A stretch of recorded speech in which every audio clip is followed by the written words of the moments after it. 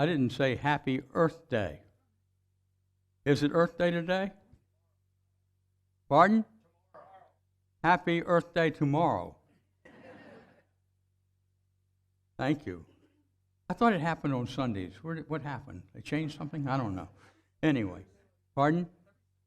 Every 7 years it comes on Sunday. Okay.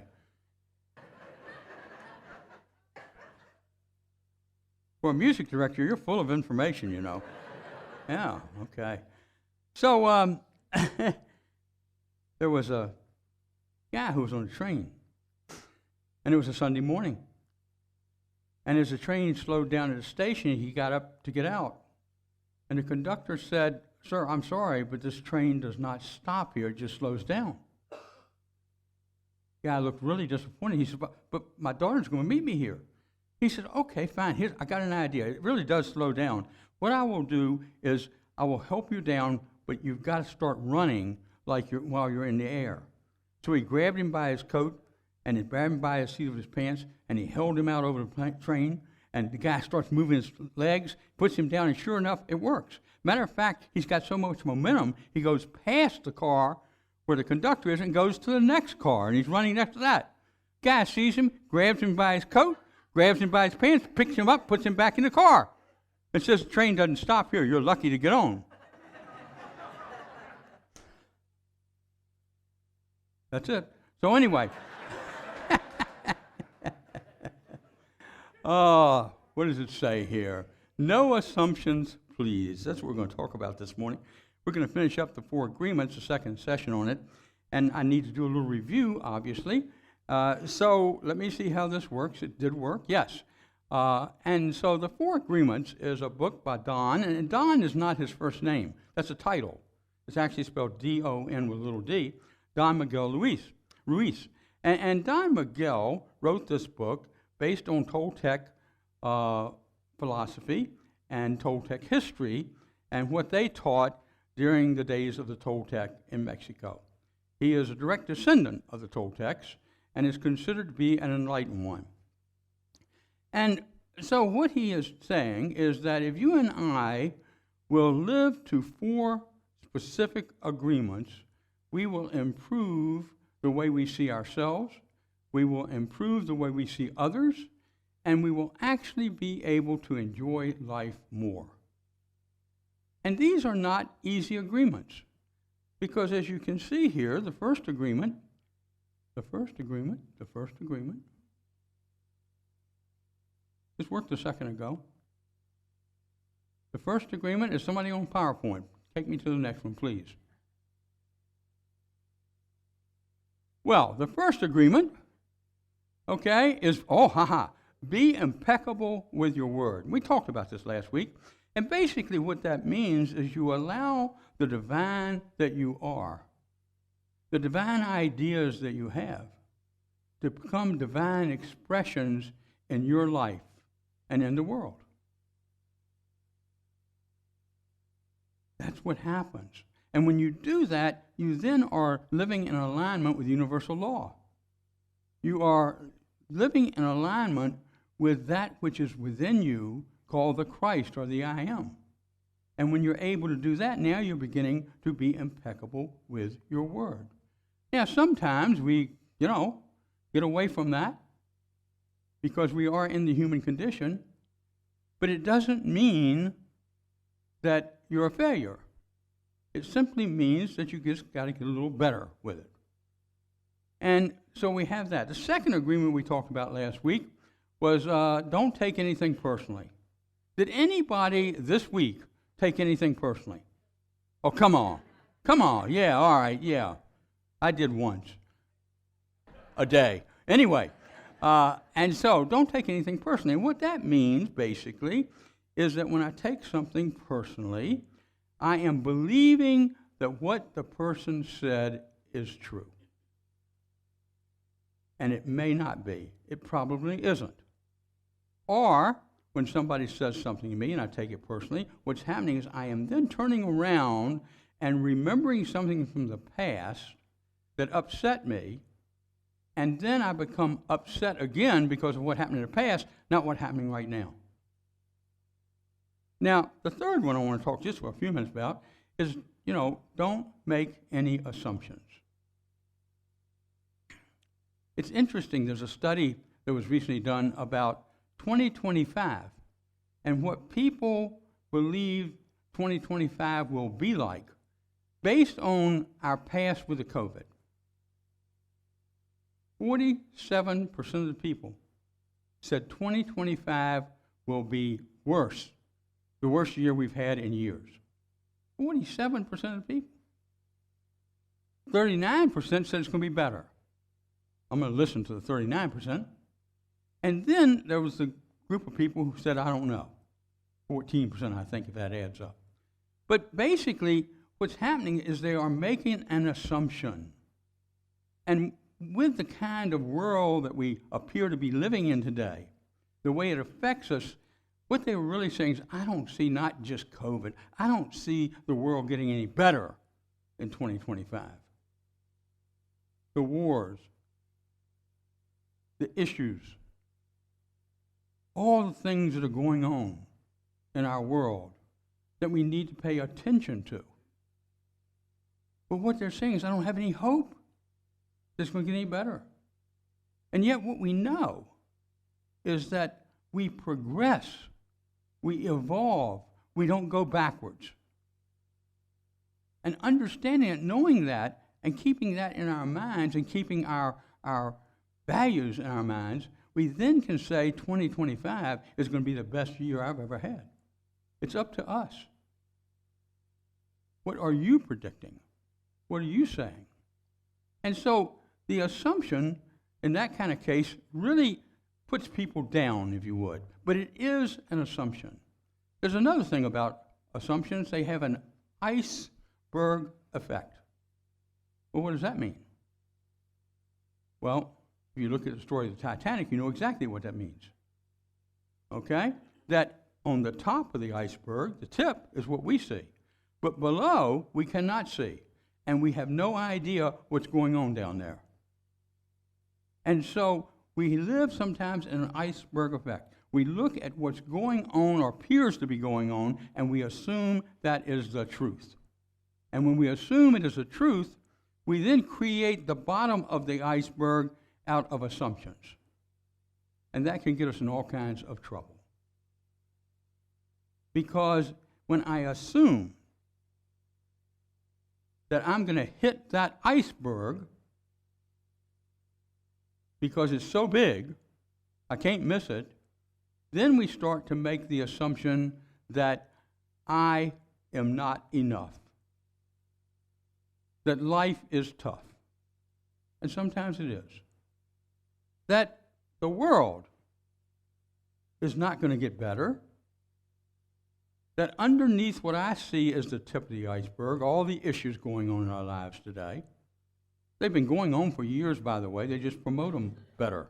We know more about it quicker. And so it doesn't mean things are getting worse. It might mean, in my sense, is that I'm getting a better view of what I don't want in my life. And I can change that. I can choose how I live my life and how I show up and what I think and who I am. I don't have to make assumptions to do that. Now, the last agreement he talked about is keep your word. No, it's not. What am I saying? What was that? Do the best you can. And my eyes are doing the best they can. So, as we understand that, do the best you can in a moment. The illustration I like to use is, I'm running a mile, let's say. And in that mile, I can run maybe 5.5 minutes. Then I run that same mile 5 minutes later. Right? I think I talked about this. And so I don't run it in 5.5, I run it in 6.5 minutes. And I'm disappointed in myself. Isn't that silly? Because what's happening is I am doing the best I can in both cases. With our children, no matter their age, do the best you can. And if you make a mistake, and we all do, Know that they will forgive you because they love you. And know that you can ask for forgiveness from your children, especially as they get older, especially if there's a disconnect, especially if there's hurt and pain. And it does happen. But cross the bridge. Take the first step if you need to communicate, and not to fix, but to repair what might be misconceptions, assumptions, and that at a given point we didn't do the best that we could. And so doing the best that we can means that I get to try again, that I don't have to be perfect every moment relative to my ability to do something at a given level. And as you do that, you start to feel better about yourself, and you start to do the things that are necessary to repair anything in your world that needs repair. You become aware, and you accept where you are. It's in that awareness and acceptance that we're able to grow and able to become the best that we can be in a given moment. Do not judge yourself. Remember, in your world, in our world, that each of us becomes our own judge, our own jury. We become our own prosecutor, and we become our own defendant. And when that happens, we are living in a world that's been created by culture, not our own world. And one of the things we do as we grow and get older is we start to differentiate how we show up and who we are. We don't always agree with labels that were put on us. I mean, in high school, I was called Four Eyes. Why? Because I had glasses that were about as thick as the bottom of a Coca-Cola glass. I mean, they were really heavy-duty glasses. And so some of the kids would tease me about that. And then I had red hair when I had hair. You know? Yeah. So anyway, what happened is that I took that personally, of course, as a young person. But as I grew up, I realized that wasn't who I was. I'm not my glasses, you know? I'm not my hair. I'd like to have more. But I'm not that. I'm not even how I look. I'm something beyond that, something more than that. And as I started to grow, I started to understand myself and look at myself and begin to understand who I am and what I am. Exactly what you are love. Exactly what you are integrity. Exactly what you are creativity. Exactly what you are divine. And as I grew into that and started to understand that, it gave me a perspective on myself that really gave me the ability, I think, to be a lot more objective and yet have the emotions that go with it. When I applied here at Unity Renaissance, a question was asked me, in your ministry, did you ever have a moment where you really felt like you messed something up? You know, did something wrong? And what I wanted to say, well, oh no. Would that have been a lie? And what came to me was a situation where there were two people at odds in the church. And some of my training has been to be really objective, to go into objectivity with no emotion. And both of the people heard me, but they didn't feel anything coming from me. And so they felt hurt. Over time, I realized this, and I made amends with each of those individuals and recognized what I had done and asked for their forgiveness. And all of a sudden, we were able to talk again. And then it gave them the ability to talk to each other because they trusted me, bring them together.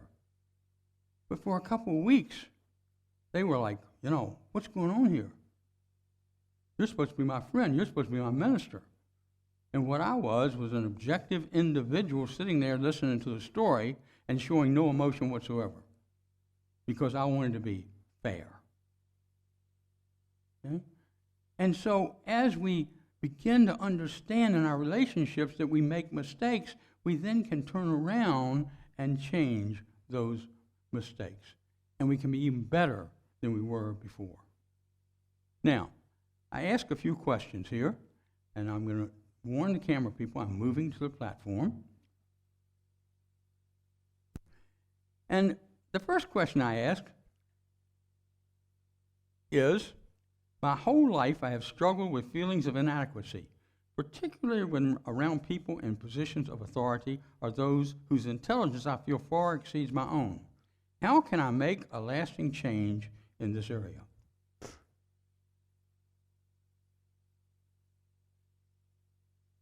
Believe who you really are. If somebody called you stupid one time in your life, especially when you were a child, and it hurt, and it was somebody you respected, then what happens is you carry that with you.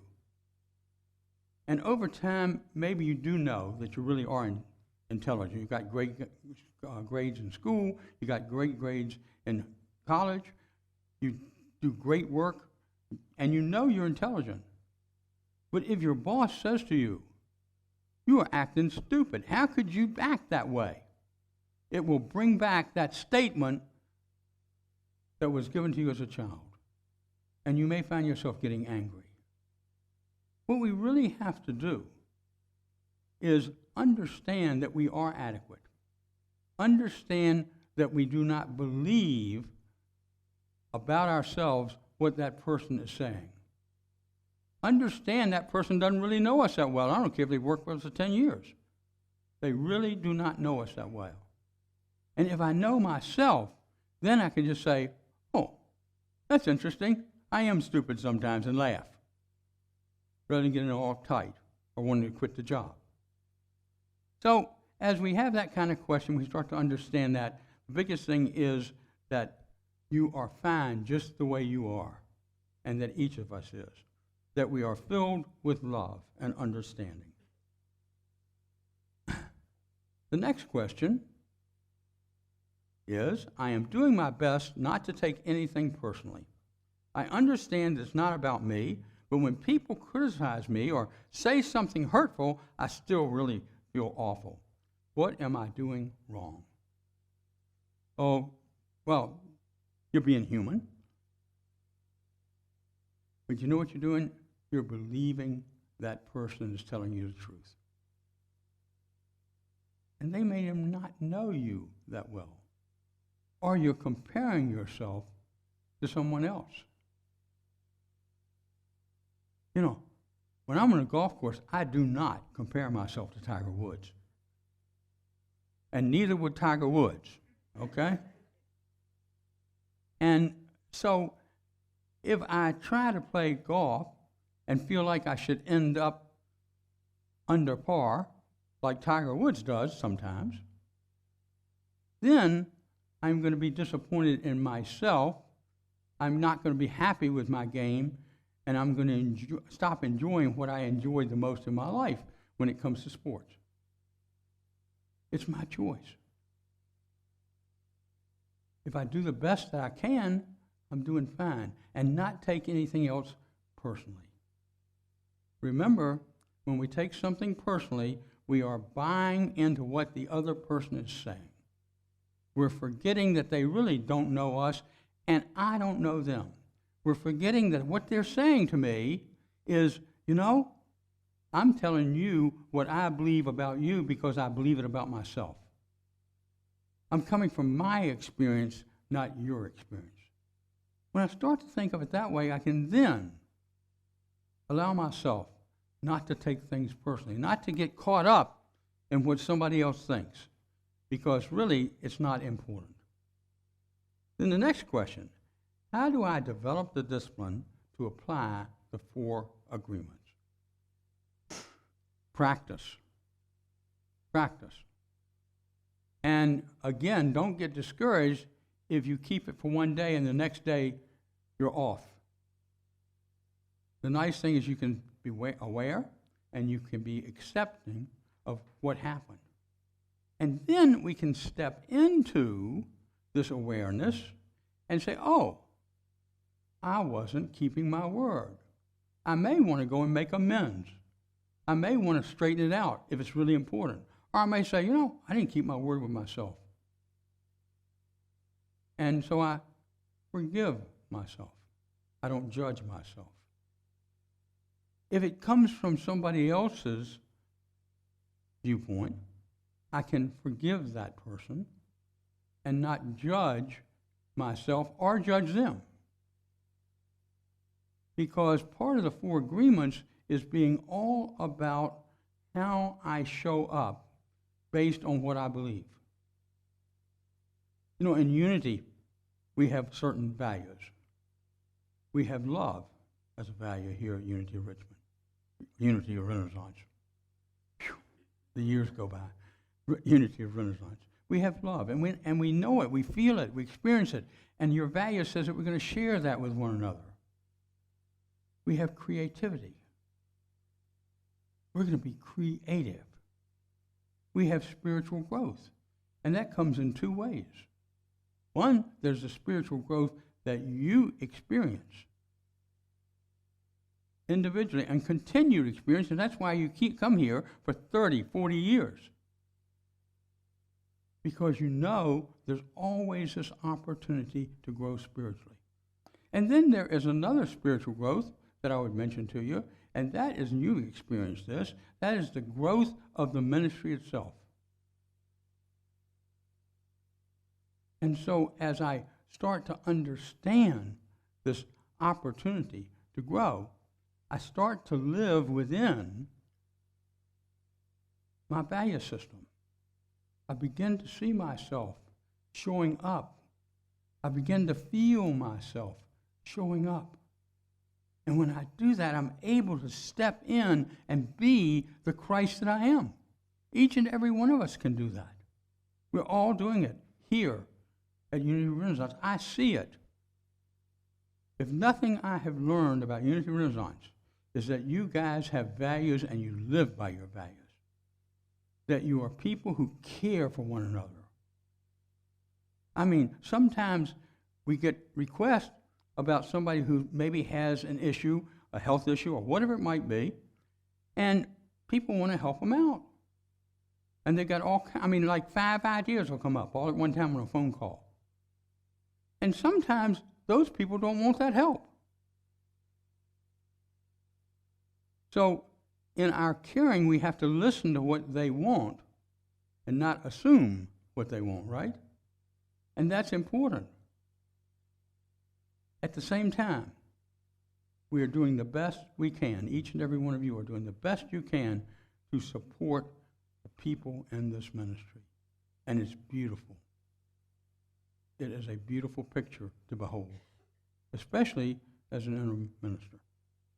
And so I congratulate you on that. And your spirit, your creativity, I mentioned that. And then you have community.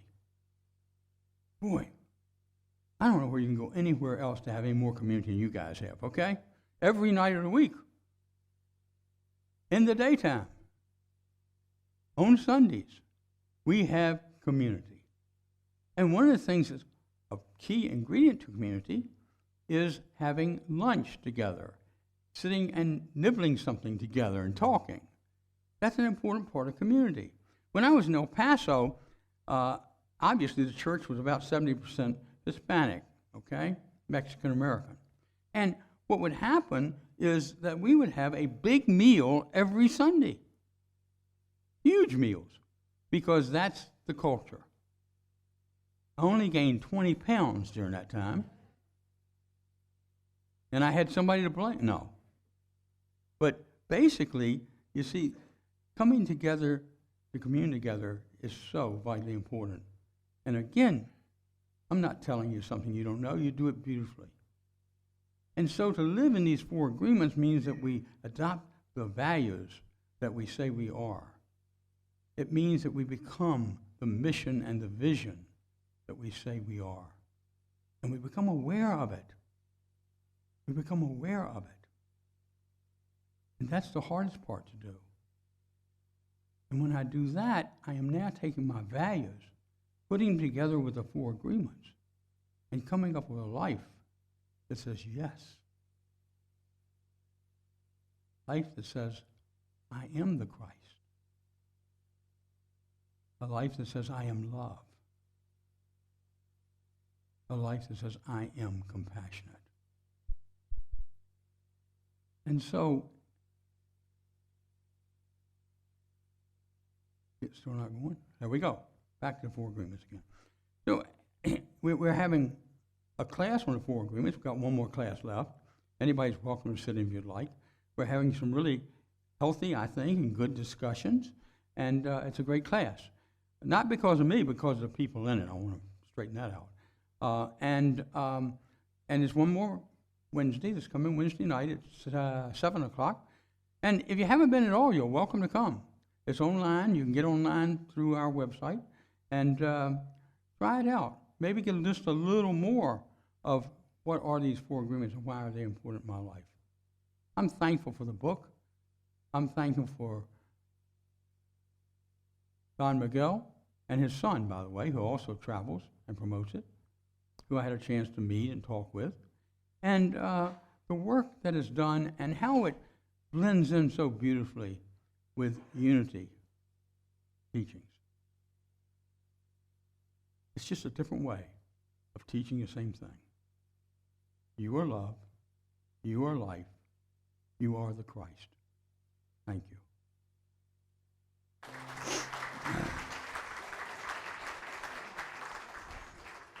So let's prepare for this time of prayer and meditation. And as you do, I would like for you to gently, gently close your eyes. And yet at the same time, you hear the music. You feel the energy in this room at this moment and going across the airwaves to all who are participating. And you know this energy comes through you and is you. You are creating the energy. And that's why you can feel one another and find yourself in this moment of going deeper. Going to that place where you know yourself. Allowing the energy that you are, the spirit that you are, to be released so that you are a divine expression. Released so that you know you have the ability to forgive, to let go, and to live life fully. And in order to completely feel and experience this energy in this moment, let's now go into the silence. Into the silence.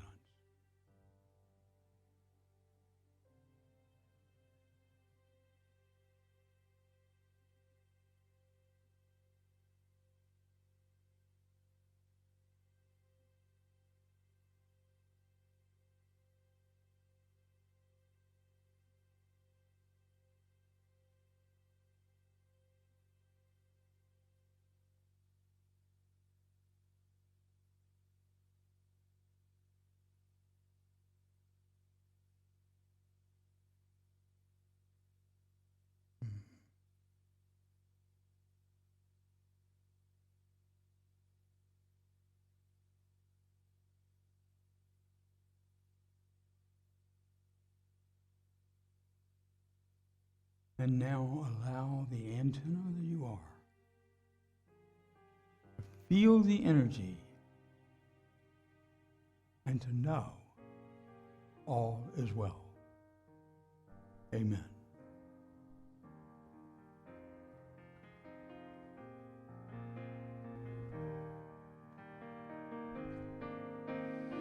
Flow, Spirit, flow through me as I open up to be an expression of your unfolding peace. Show, Spirit, show through me as I open up to be an expression of your unfolding love. Thank you.